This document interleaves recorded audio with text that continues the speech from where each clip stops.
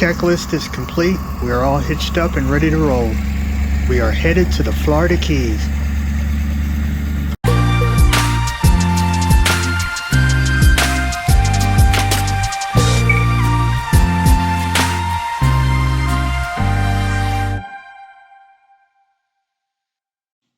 Our first stop in the Keys was the Sugarloaf KOA. It's known as the southernmost KOA, and it's located about 30 minutes from Key West.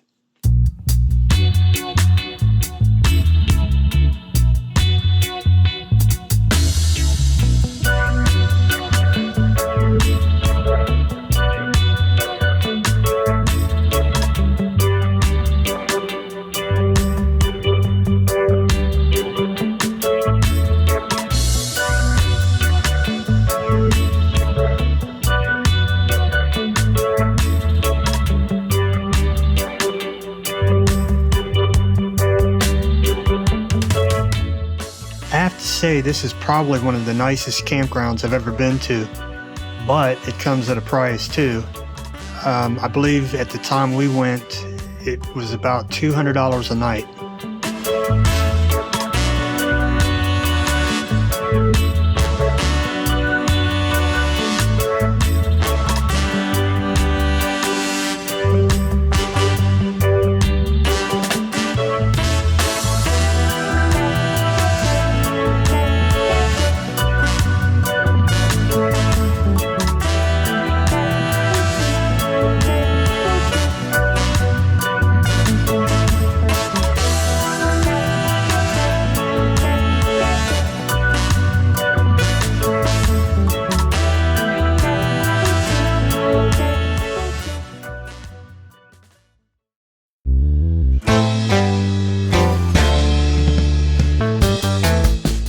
The next day, we headed to Key West and decided to check out Duval Street.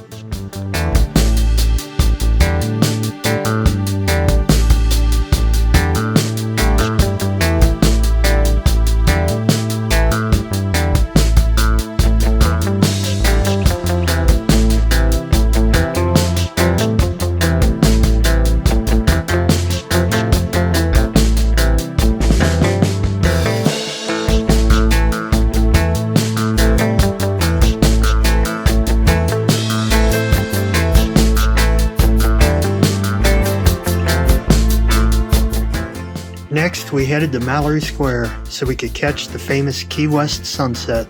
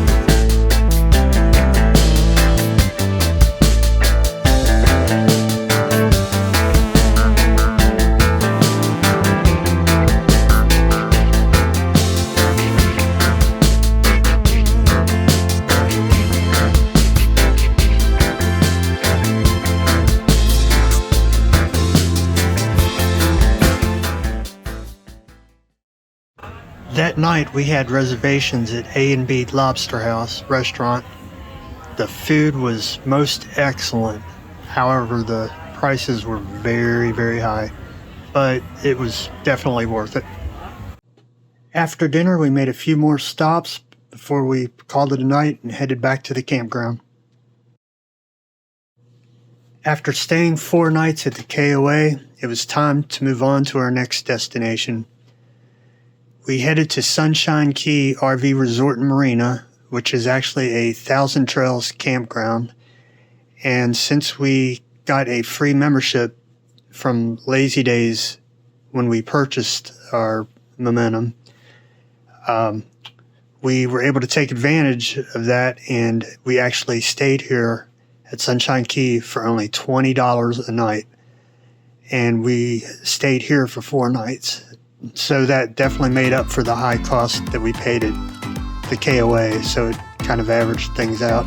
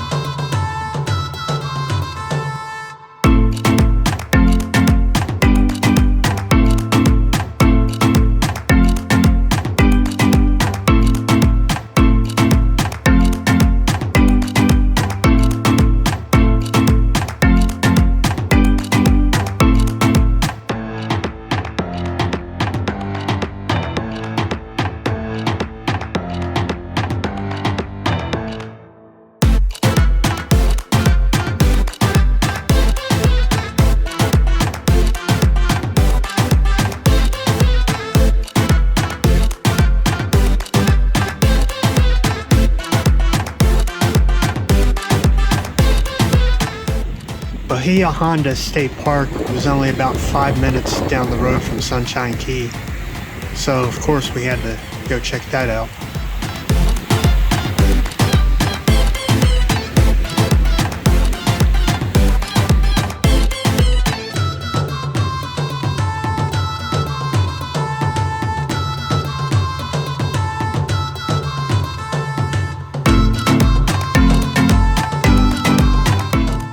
While we were there, we decided to check out the campground just to see if there were any sites that we think we might be able to fit into.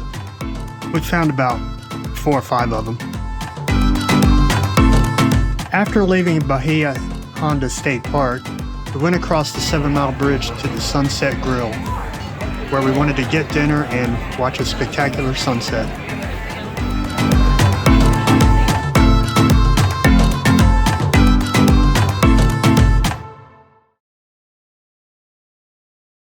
Next stop was Kiki's Sandbar, a little local place not too far from the campground.